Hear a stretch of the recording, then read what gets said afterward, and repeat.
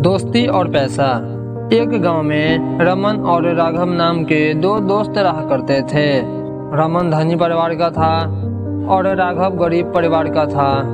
हैसियत में अंतर होने के बावजूद दोनों पक्के दोस्त थे।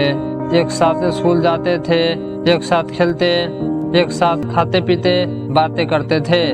उनका अधिकांश समय एक दूसरे के साथ ही गुजरता था। समय बीता और दोनों बड़े हो गए। रमन ने अपना पारिवारिक व्यवसाय संभाल लिया और राघव ने एक छोटी सी नौकरी खोज ली। जिम्मेदारियों का बोझ सिर पर आने के बाद दोनों के लिए एक दूसरे के साथ पहले जैसा समय गुजार पाना संभव नहीं था। जब मौका मिलता तो जरूर उनकी मुलाकातें होती थी। एक दिन रमन को पता चला कि राघव बीमार है। वह उसे देखने उसे घर चला आया। हालचाल पूछने के बाद रमन वहां अधिक देर तक रुका नहीं। उसने अपनी जेब से कुछ पैसे निकाले और उसे राघव के हाथ में थमाकर वापस चला गया।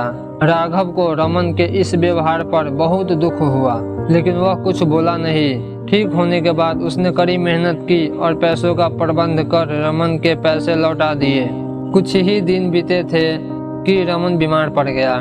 जब राघव को रमन के बारे में मालूम चला तो वह अपना काम छोड़ भागा भागा रमन के पास गया और तब तक उसके पास रहा जब तक वह ठीक नहीं हो गया। राघव का यह व्यवहार रमन को उसकी गलती का एहसास करा गया। वह शर्मिंदा हो गया।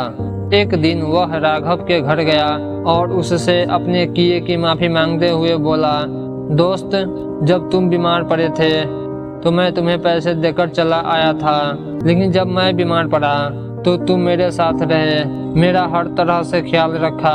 मुझे अपने किए पर बहुत शर्मिंदगी है, मुझे माफ कर दो।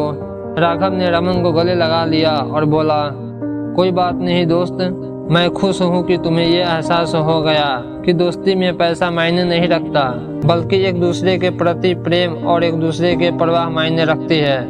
सीख, पैसों से तौलकर दोस्ती को शर्मिंदा ना करें। दोस्ती का आधार प्रेम, विश्वास और एक दूसरे की परवाह है।